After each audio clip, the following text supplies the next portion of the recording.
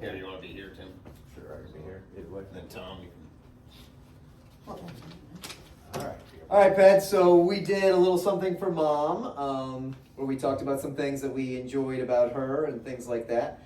This time we just kind of put a little bit of our own unique spin on it, but obviously we appreciate you. You just had a pretty big birthday, and so we're all here, and so we wanted to share some things that I wanted to share things, 5 things I've learned from Dad. Okay. Number 1, dads are involved. Right? I think you deserve a lot of credit for kind of breaking some of that classic stereotype. You know, you think back to the dad who just kind of sits there, you know, kids should be silent, I'm not going to interact, I'm going to go do my thing. And you were super involved in my life, our life. I've certainly tried to instill that in my own parenting. And so, but I think you kind of broke that mold and set that tone that, hey, dads are involved in the lives. It's not just the moms doing stuff behind the scenes. We're going to be involved too. Which I super appreciate. Dads, this is number 2, dads lead by example, right? To me, one of the most powerful ways to lead is to show people how to do things. And so for you to have you as a role model, for you to have someone to kind of aspire to, and to just kind of set the tone, hey, this is the pattern, this is what we want to get to. And this is on education, just on being curious about things, reading books, and fitness. You think of all those kind of check marks. You were the example and to kind of lead, and again, I'm trying to do the same thing with my kids. Dads live their lives with integrity. We have talked about how crucial that is. You say what you mean. You can always think, now, on your word of honor, boys, is this real? And so, basically, without truthfulness, everything else falls apart. And so you kind of had that as the bedrock of our family foundation. And I think that's something to aspire to. Your word has to mean something, and you've instilled that in us. Number 4, dads plan fun things for their families. And so, think of all the trips. Of course, it's not just Dad, right? But we are highlighting you today. So think of, Come on, you had your time. going to Vermont. And even I think that you probably learned from Pa as well. He's got his famous line, don't just rely on your personality. And so, but think of the Fort Lauderdale trips and the Outer Banks trips and the initial Vermont trips. And then, of course, planning Vermont. Even like this, this last Vermont trip, the boat broke, right? You were upset about that. You had no obligation to do anything to us. We were coming to Vermont. It was super sweet anyway, but you went out of your way to have a boat rented for us and to really try to, have us have a good time. And we know that's why you're the nervous traveler. You're not the nervous traveler about yourself. You're the nervous traveler because you want everyone else to do so well and enjoy your time. And even like fishing events, all the deep sea fishing and things like that, those are all awesome memories. And then for me, number 5, dad's plan for the future, right? I always felt that as from a little kid, even to now, you were kind of that captain of the ship and had a guide, and you kind of knew where we were going. When you're a little kid, you don't really think about that. You just assume, everything's taken care of. But then as I start to develop into the role of captaining my own ship, or co-captaining, Christine, if you're watching, Thank you for the clarification. right, we will, but you want to have that vision. Where are you going to be in 5 years, in 10 years, in 20 years? Even some of the things that we were just talking about with how your finances are set up, how people's health is set up, what kind of position are you going to be in? I always felt that you were mindful of that. And just look around, right? It's pretty obvious that you did a pretty fantastic job, of course, right? Both of you did a fantastic job being able to set that up. So for me, those were 5 awesome things that I have learned, and I hope to emulate in my own life. And thank you for being such a good example. Great 5 things. Love it. Super. All right. I have a similar theme, not exactly the same, but close, and there'll certainly be some. So I went with 5 things I really admire. Okay. So relational value is big for me. Like what do I look at with somebody? Who are they, and how are they in the world? And there are a number of things I feel enormous amount of gratefulness and pride and connection to. I think the way I live my life, just in general, so this is not one of them, but imitation's the greatest form of flattery. I became a professor, and when I look in the mirror and see a balding guy that he likes cranberry with his chicken, I feel that. And I feel it with pride, and I feel it with love, and I feel it with admiration. So that's the first basic step. And then there's things that I admire about you, and this will echo some of Tim. I admire your money management planning. I mean, I don't have that, and what it affords us. And you inherited that from your dad, and then you brought that, you connected with Mimi. But it's amazing what we have, and I'm not going to be handing that to my kids. And I have an enormous amount of respect for that, and it affords so many different things. A little money controlling, sometimes our greatest strength is also a little greatest weakness, but fundamentally, the money management is really impressive. One of the great values is prudence and temperament, and the classic marshmallow study, like how do we anticipate what's going to be okay? And I believe that the way you structure your exercise, and we tease you about it and everything else, but you're unbelievably effective sort of in the planning structure and discipline. Obviously, I do points, and I want to run, and I want to follow a particular kind of lifestyle, and I feel like you do that remarkably well. I became a professor. I have an enormous amount of respect generally for that. Sometimes, depending on the context a little bit. And there are certain kinds of elements of scholarship that I respect, and one of them is to be a teacher and a lecturer. And you are, by far and away, systematically deliver lectures that are just amazing. And I felt that when I went down to Williamsburg, I'm going to see a star, and I deeply appreciate that. And I found myself, very happy to come down and say I'm Dad's, son, and I follow some of those footsteps. And why have everybody here? Because it's entertaining, it's rich, it's engaging, and it's lovely, So I deeply appreciate that.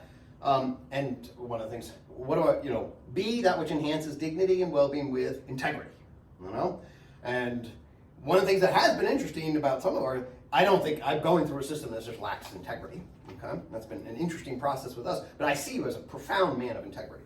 And I feel that, and I deeply respect that. And I see that pervasively. I don't feel like you lie, I don't feel like you deceive. You have some egoic issues, but we all do. But fundamentally, you're honest, and you have intellectual honesty and the capacity to want to be what's right. Okay, and then finally, it's love, care, and loyalty.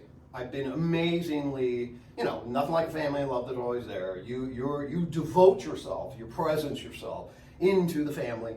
You show a particular kind of loyalty and a particular kind of care. And it's something that, what do we need in this world? Relational value and integrity. And these two things you bring in a way that I want to honor and follow. So. Wonderful. Nice. Good job, Bill. Hello, future people that are watching. Right. See the Texas Longhorn. And the marshmallow thing's been in the news of late. Well, it doesn't matter. That's replicated. So I did something a little bit different.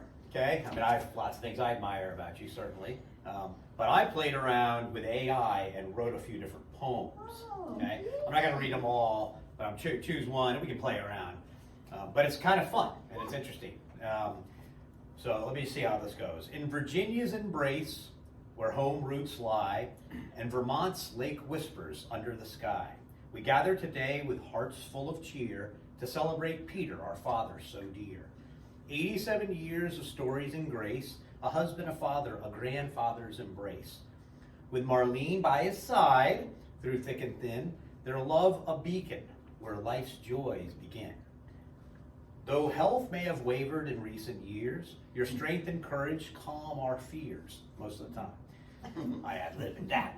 In every smile and every gentle word, a legacy of love forever heard. From the house in Virginia where memories bloom to the lake house in Vermont where summers resume. Your presence brings warmth like the sun's gentle rays, guiding us through life's winding ways. So here's to you, Peter, on this special day. May laughter and love light your way. With family gathered, we raise a toast to a life well lived, to the man we love most, some more than others. Happy birthday, dear Peter. May you find joy and peace in the years that unwind.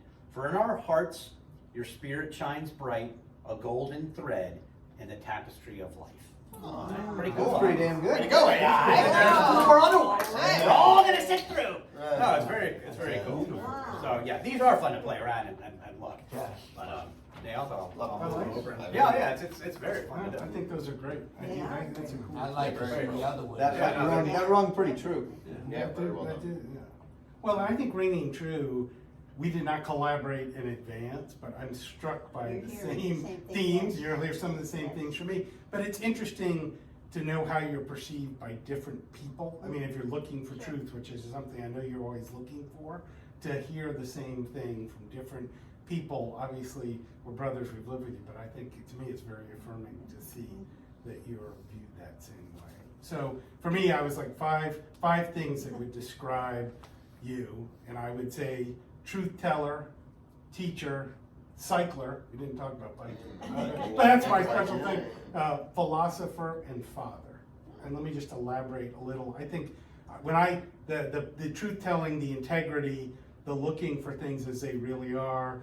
I know you always talk about your Washington books as not being a hagiography, which is a cool vocabulary word. So but the idea is you're going to tell things as they are. You're not going to try to sugarcoat it. You're going to look at things with integrity and honesty. It goes back, I think, about the skeptical inquirer earlier and those, that critical thinking skill. You're one that's going to look at things and ask questions and probe and really try to bring a bit of a skeptical reality, maybe a visionary, but a realistic one. But, you're going to bring that integrity. But I think you've instilled in all of us the importance of honor and integrity. And I think that's a real testament to a legacy to have. There a lot of families, there's just constant deception and lies, and no one can tell the truth to anybody else. We don't have that. We when you say something, we know it's true and honest, and I really do value that.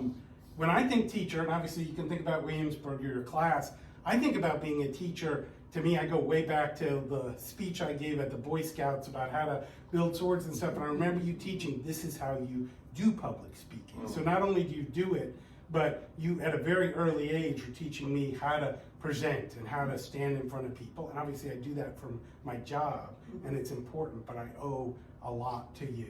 And you taught me, I still remember vividly losing a big jury trial that we had in a construction case in the mountains and driving back near tears. How could the jury, not do it?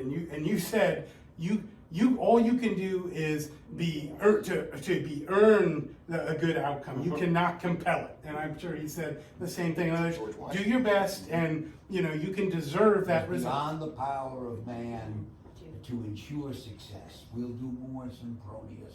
We will deserve it. There you go. There's that quote. Yeah. So I think you've taught me that too.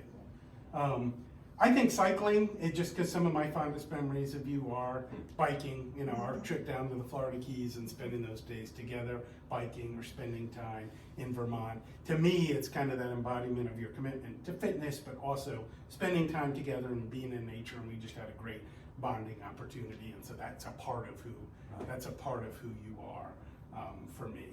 And then the philosophical piece, again, there's a bookload of quotes. I put some in my writing, but I'm not going to read them all. But we just spending a couple days, right? We hear about knowledge is power. You never know when the payoff is coming, or death ends a life, not a relationship. Or pick your favorite. You did quotes at Wintergreen. We did quotes on the cruise. You're always thinking about what are the big questions. Get people to think about what does life mean? What's after? What are we here for? What's our role in this, on a speck in this planet through the cold universe?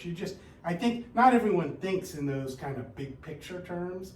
And I think that's kind of the philosopher in you, always looking at that bigger picture and what is death going to mean? And it just, I find that refreshing and bringing that philosophical perspective. And then of course, you're father to all of us. But I think back to the family motto, nothing like a family and a love that's always there, and how through reunions, I go all the way back to Shawnee and Sloshin with you guys, slow motion. We've had family gatherings throughout the years with extended family, with our family, with Gigi and Pa, with cousins, and now with your kids and your grandkids, and that connection and the commitment to get family together and have that family support system is really special. And so that's the fifth thing that I think of Beautiful. with you. Thank you, guys. Yes. Thank you, very nice. It's very hard. It is hard. To You're right. respond. Tell me if I'm You don't need to wrong. respond. Things obviously, other than my marriage, the greatest joy is you've all given me such joy. I mean, the fact that you think of me in those terms, that's all I could ask for. That's I'm all glad to know it. You know, Yeah, that's good to tell us when we're alive. Yes, no, Right. right. I mean, most people don't hear such. No, until you die. Such words. and I they know, say, you know, yeah. 87, the time is ticking. But whatever time we have left, you know, to know that I've got 4 sons that will carry on integrity, my memory, and through their children on into the future, it gives comfort and gives satisfaction. Because in that way that's hard to say, I know part of me lives on. And 100%. and yours.